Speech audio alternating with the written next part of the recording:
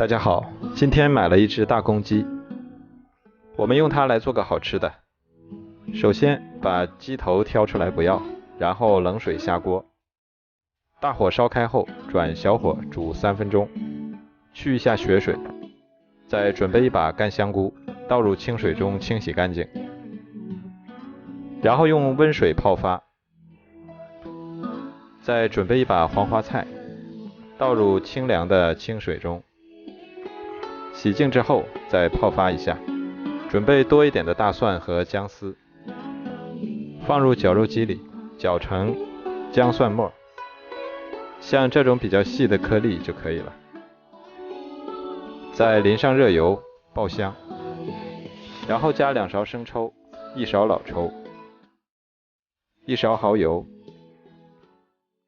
2勺料酒、2勺黄豆酱。酱料都是咸的，就不用放盐了。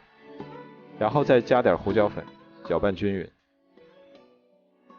鸡肉已经煮得差不多了，我们把它捞出来，控干水分，然后用流动的清水把表面的浮沫清洗干净。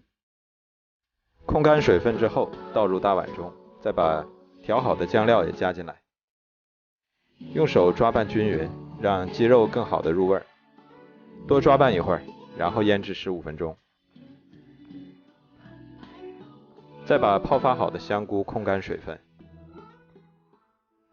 准备一个大一点的碗，铺到碗底，再把黄花菜也控干水分装入碗中，然后把腌好的鸡肉也加进来，铺均匀，然后开水上锅，盖上锅盖，大火蒸30分钟。